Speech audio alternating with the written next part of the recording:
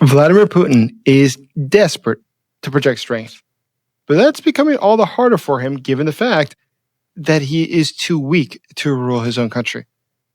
It doesn't help that every single day, Russian cities are being struck by Ukrainian drones. In fact, just in the past 2 weeks, nearly 20% of Russia's oil production has been wiped out. And now, even the Caspian Sea, 850 kilometers, 530 miles from Ukraine, has become the newest graveyard for Russian ships. That's a first. But the illusion of safety, it's gone. It's very clear. There's no longer a safe harbor for Vladimir Putin. But it's not just there. It's across the entire former Soviet space that countries are turning against Russia. Incredibly enough, former Soviet republics Azerbaijan and Armenia's leaders were just in Washington, D.C. to broker a peace deal. Now it's the Americans brokering a peace in the former Soviet republics, not Moscow. But there's a very interesting detail here. The Azeri leader has been so outspoken in supporting Ukraine against Russia's aggression that today there's a lot of questions as to whether or not perhaps that Ukrainian drone that struck within the Caspian Sea had not been launched from Azeri territory and not Ukrainian. So what can Vladimir Putin do facing this incredible weakness? Well, he does exactly what he's done for the last 3.5 years. He continues to make ultimatums, believing that he's in a position of strength. He's in a position to use leverage. But this is the same man who has had over 1 million soldiers killed or injured in a war that has gained him nothing. If he's so detached from reality that he cannot even admit neither his nor his country's decline, how can we expect him to negotiate a real deal? But that raises a different question. Who really is Mr. Putin? Now, a lot of media in Ukraine and in other republics have come out to the conclusion that perhaps it's not really the real Putin all the time. Perhaps it is in fact a body double. But others have observed that if you look at him, some days his face betrays illness. You see that he doesn't look well. He looks like he's perhaps quite sick. So which one is it? Because it's unlikely to be both. Is it a body double? Or is he just very, very ill? Now, in the end of the Soviet period, we look at Leonid Brezhnev, which was 1979 or so. He was clinging to life. He was getting close to death. And when he died in the first years of the 80s, the Soviet Union was already in decline. It was already headed for collapse. He was heading over the country during this incredible period of stagnation. And it's very similar to what we're seeing today in Russia. Now, what's very interesting about dictators when they fall is that there's a lot they actually have in common. And one thing that they have in common is that they tend to get very paranoid. And that makes a lot of sense because they realize that the wolves are drawing closer. Their circles tend to tighten up, and they try to think of how they can preserve themselves for a little bit longer. What they have to do to prevent anyone from realizing that the old Lion King will no longer rule. So at this stage, what will happen next? Well, at this stage, it seems increasingly likely that Vladimir Putin, due to his own health as well as domestic problems, might become less of a problem for the world sooner than you might expect. My name is Jason Smart. I'm a special correspondent here in Kyiv, Ukraine for the Kyiv Post. Now, Russia is seeing right now a simply unparalleled unraveling. There's not been anything like this before in modern Russian history. Because what we're seeing is that throughout Russia, there's confusion, there's bewilderment. How can you possibly handle that on the same day in the Caspian Sea, when your ship got struck by Ukrainian drones? On that same day, the Samara oil refinery, it went up in flames. Now, oil and gas are the very lifeblood of the Putin regime. Every single refinery that burns is cutting into the Kremlin's only source of hard revenue, hard cash. But it's also the Kremlin's only major source of global leverage. Now, the international community, unfortunately, continues to buy Russian oil and gas, nearly €1 trillion worth since the start of the full-scale invasion. Oil and gas are about 40 to 45% of the Russian national budget, but Ukraine has now destroyed 20% of that capacity, which is a good thing, because every single oil refinery that Ukraine ignites is yet one more nail in Vladimir Putin's coffin. But these humiliations, these disasters for Putin, are something that are becoming increasingly common. Every day we see that Ukraine is successfully carrying out strikes. We see that Russia is not able to gain territory. Yet the press will often cite that the Russians are advancing, slowly but steadily. But what is it to gain an extra kilometer of farmland that's abandoned if at the same day you've lost 6% of your output of oil, which makes up 40 or 45% of your economy? Tell me, which is the greater gain? Who is winning in this equation? Hence why I created this channel, to get the truth to people about what's really happening here in Ukraine and what's really happening in Russia and with the Putin regime, which was the topic for my dissertation, for my master's and my PhD. But I ask you just one quick thing. As you're very well enough aware, Ukraine is now being brought to negotiations and its future is going to be determined very soon. Please help me get the truth to more people. Please like this video. Please subscribe to this channel and consider becoming a channel member today.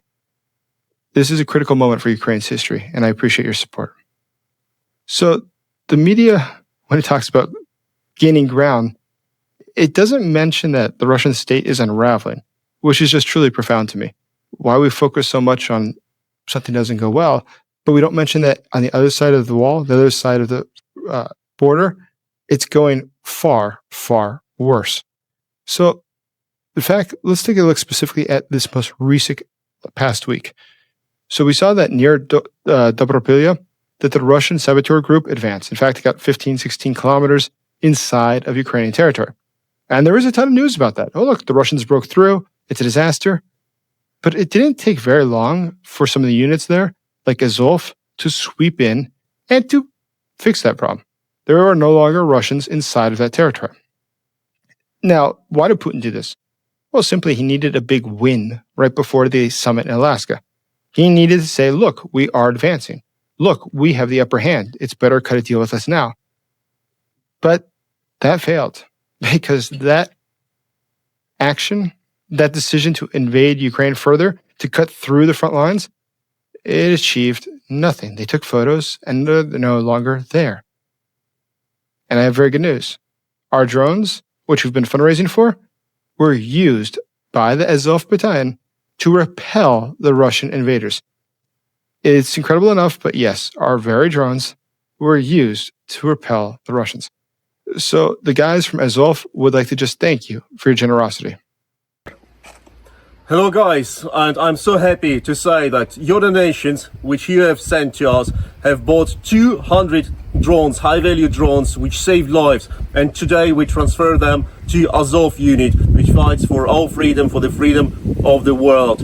And thank you so much for Brentford QA community, for Jason J Smart YouTube community, and for every great person who have donated their money for these drones. Thank you. Thank you. Our appreciations. Your drones very well may have contributed to saving these men's lives. So I thank you for your support. They will be able to go home to their families because of you. Now, if you're interested in helping, I will put a link in the first comment below and I will pin it. If you care to make a donation for Ukrainian drones, PayPal, bank transfer, any currency, it's all there and accepted. So what we're seeing though right now is what's happening inside of Russia becoming increasingly destabilized. Look at what happened though in the case of Alaska. Look what Vladimir Putin did there. His personality and the way he behaved was truly atypical. It's not the way I've ever seen him behave before. And the videos that emerged show him shaking very strongly. There's something very interesting about that shaking though. When you see the exact same video being put out by the Russian press, they cut off that part of his body. The one that came out from the Kremlin only shows his upper torso. It doesn't show his legs. Now it's important to note that it's not the first time that we've seen Vladimir Putin shaking strongly during a video. There's been plenty of those at this point. There's also the videos, though, where he doesn't move at all. He'll talk for, say, 30 minutes, his hands folded on the desk, and not a finger will move, which leads a lot of people to speculate that it's probably artificial intelligence. Now, within Russia itself, though, we see that Vladimir Putin is increasingly acting as if he's scared. Just when he got back from the trip to Alaska and he met with his senior leadership, he kept them more than 20 feet away from him. He didn't want to be near them. He's worried about being near his own top men. That's probably a bad sign. It's not a sign that he really feels in control. But the situation will get more tense because, as the Washington Post observed, people in Russia are getting very tired of the war. Even Moscow insiders, according to the Washington Post, are saying that they want things to go back to how they were before the war. They're desperate to see this war end. And that's why many people in Moscow, those in oligarchy, think that Putin failed in Alaska. Because in the eyes of his base, this upper class, these strikes every day on the oil refineries, they're destroying their fortunes. Many of them have assets that are still frozen in the US and Europe. They expected him to resolve that. But in fact, nothing was resolved. So what's going to happen next is hard to say, of course, but we have to understand that there's a certain viciousness of regimes such as Putin's. And in Moscow itself, loyalty is temporary. Betrayal is pretty much the currency of the realm. So this inner circle is not united by some sort of a trust or a belief in ideology, but simply a fear of Putin, a fear of each other as well. So as Putin begins to weaken, each faction begins to maneuver. And we've discussed this before, including yesterday, that if you look at the leadership in Russia, the military is against FSB. The FSB is against the military. Rosgvardia, the National Guard, is just there to be Putin's bodyguards. The FSB is sort of factionalized and they fight with each other. There's overlapping clans, their loyalties change, but everybody is there for their own purposes. But ultimately, they only have one central objective, which is to survive. To make sure it is them who is able to be alive and in power after Putin leaves power. Because we've seen before in Russian history what happens when the dictator dies. Look at the case of Beria, who was the top of the secret police for Stalin. He was feared by everybody. But once Stalin died, it didn't take many months before those very men who had just been bowing to him were the ones who executed him. So the same sort of paradox can happen again. Putin's health is faltering, and we see that the knives are coming out. Everybody's looking at how they can protect their own security. In fact, there's a maxim that's often used in Realist School of International Relations, where we say that there's no permanent friends or enemies, there's only permanent interest, which is pretty much accurate. In the case of Russia, we see that today. So when we look at what has been going on for the Russian military in the recent days, we've seen that it's getting weaker. It's actually having more problems than it was before. We see that the Kremlin is demanding that it be able to keep the Donbass, to be able to get Crimea, obviously, also to change the language in Ukraine to have one of the national languages be Russian. That's totally divorced from reality. The fact is, there is no ability for Vladimir Putin to ask for these maximalist, impossible demands. How can he do this? How can he expect there to be no compromise? He doesn't realize that, look at the situation in Russia, it's becoming harder and harder for him to maintain power. He's in no position to be demanding more, things that he cannot realistically accomplish. Now, Putin is facing problems globally, as we mentioned, not just only in the Caucasus and Central Asia. Look at Russian allies in countries such as Serbia. We've seen the increase of protests there against the pro-Russian leader, Vučić. How do you think Vučić feels today? There's massive protests breaking out in his country. He knows very well how that worked out when Assad had his uprisings against him in Syria. And obviously, Assad in Syria were much more important to the Russians than in Serbia. The Russians had invested billions upon billions of dollars in Syria. Serbia, not nearly as important. And that's where you see that the global influence of Russia is in decline. The Putin regime's very center, it's become weakened. And we see now that the entire periphery is becoming destabilized.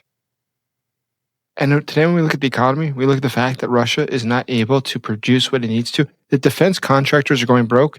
We look at the fact that Russia is unable to stop Ukrainian attacks on their soil. Or in the case of Melitopol, Ukraine's GUR destroyed an ammunition depot there. It also blew up a barrack of Russian Marines. These strikes are all accumulating, and Ukraine is doing them more and more and more. And the Russians have no solution.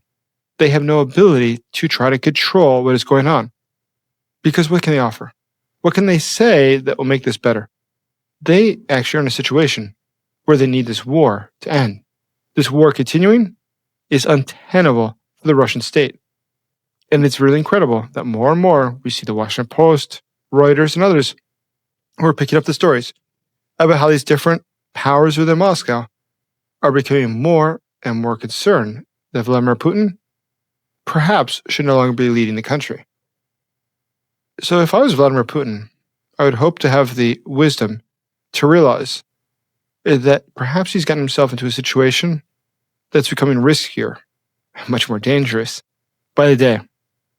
And these are all just part of the reason why one day we might wake up and find out very dramatically during the night that the Putin regime has ended. Thank you for watching. Please like this video. Please subscribe to this channel. And as always, thank you for supporting Ukraine.